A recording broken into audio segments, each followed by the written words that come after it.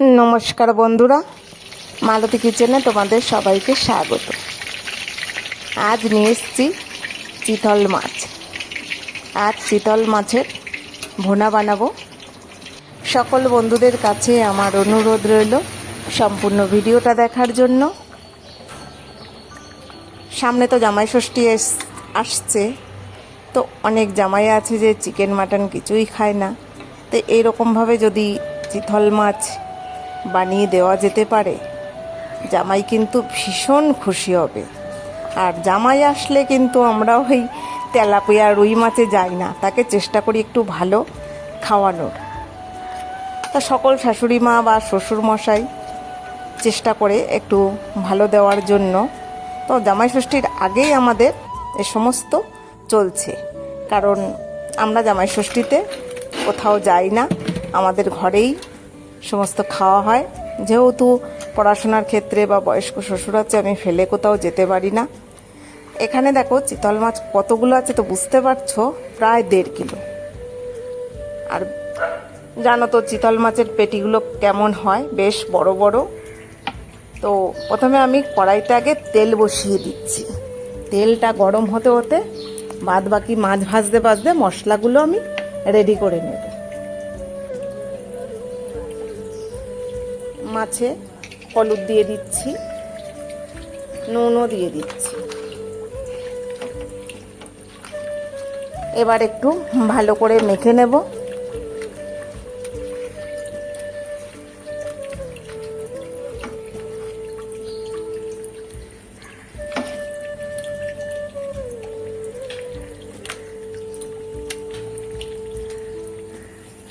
ভালো করে একটু নুন হলুদ না মাখিয়ে নিলে না ঠিক ভালো লাগবে না, যেহেতু মাছগুলো বিশাল বড় বড়, ওই জন্য একটু ভালো করে যাতে মেখে নুনটা ভেতরে ঢুকে যায় সেইভাবেই মাখতে হবে।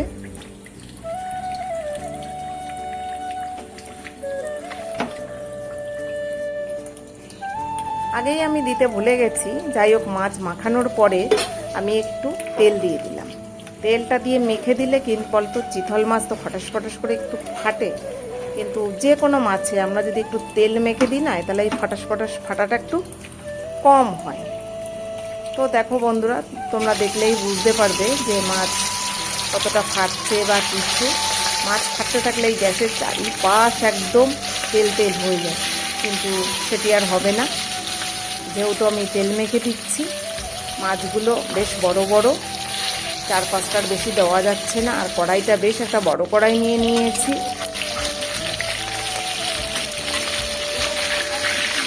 মাছগুলো একটু হয়েও গেছে, নেড়ে নিচ্ছি।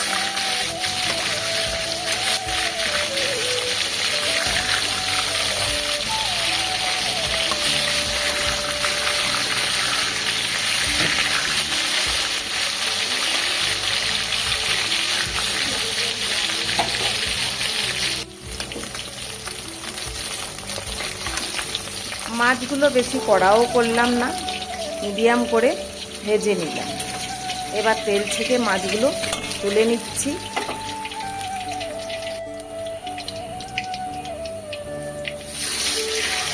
আবারও কটা দিয়ে দিচ্ছি।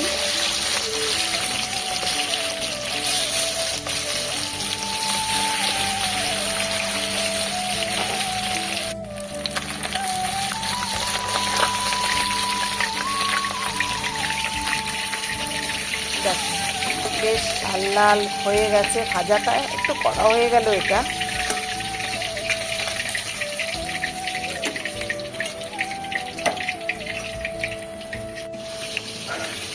এখানে দেখো মশলাও রেডি করে নিয়েছি। কুচনো পেঁয়াজ, আদা, রসুন, টমেটো, 2টো গোটা পেঁয়াজ নিয়ে নিয়েছি, এই যে কটা লঙ্কা নিয়ে নিয়েছি।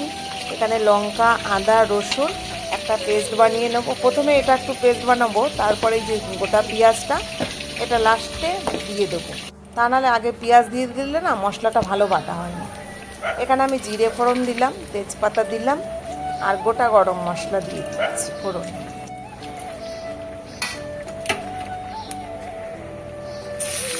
কুচনো পেঁয়াজগুলো দিয়ে দিচ্ছি তেলের ওপরে।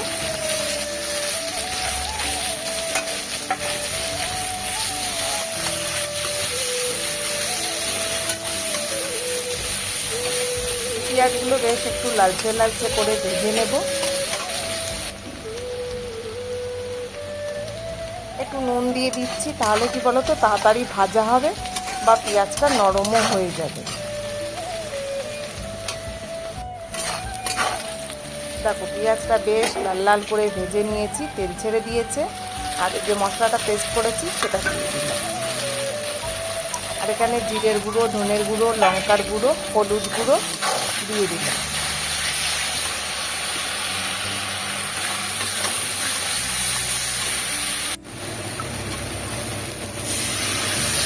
সামান্য জল দিয়ে আর একটু কষিয়ে নেব।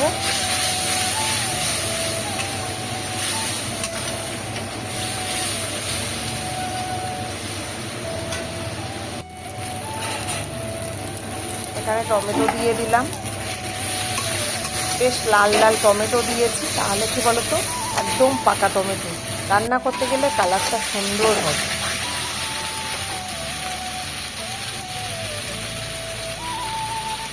এবার সামান্য নুন দিয়ে দিলাম, যেহেতু পেঁয়াজ ভাজার সময় একটু লবণ দিয়েছিলাম, আর বাদ বাকি যেটু বাকি ছিল সেটা দিয়ে দিলাম।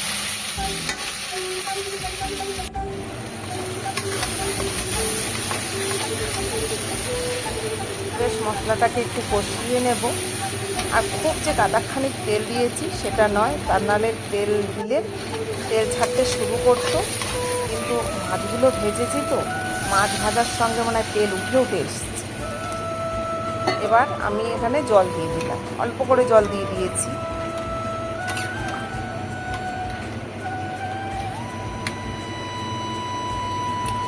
এবার এক এক করে মাছগুলো ছেড়ে দিলাম ঝোলের ভেতরে। মাছগুলো ফুটবে সেই আন্দাজে কিন্তু আমি জলটা দিয়েছি। ঠিক মাছটা একদম রসা রসা, একদম সেরকম ভোনা হবে।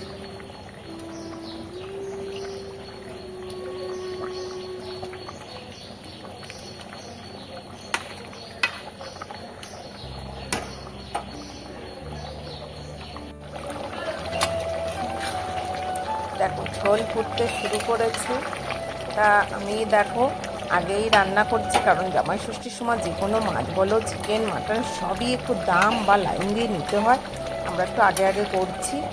আর তো বন্ধুরা, আমরা অনেক দিন হয়ে গেছে আমরা এসবের মধ্যে নেই, যেহেতু কোথাও বেরোতে পারি না, জামাই ষষ্ঠীতে বাড়িতে থাকি।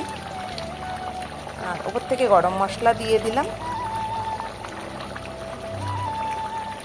তা আমার কোন কোন বন্ধুরা ষষ্ঠীতে বাপের বাড়ি যাচ্ছ অবশ্যই কমেন্ট করে জানিও। দেখো একদম রেডি। এবার যেহেতু মাছগুলো একটু বড় বড়, আমি দুটো পাত্রে নামাবো। এখানে একটু নামিয়ে একটু হালকা করে নিচ্ছি, তারপরে বাদ বাকি আর একটা পাত্রে নামিয়ে নেব।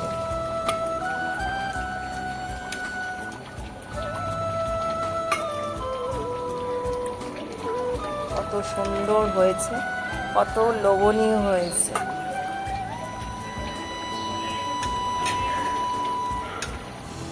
দুটো পাত্রে নামালাম। যেহেতু মাছ এখানে আছে 14 পিস, এই যে একটা বড় পাত্র নিয়েছি, এখানে ধরছে না, যেহেতু ওখানে আমি 4 পিস আলাদা তুলে নিয়েছি। যদিও 4 পিস একটু পাঠাবো একজনের বাড়িতে, মাছগুলো বেড়াতে যাবে বলতে পারো।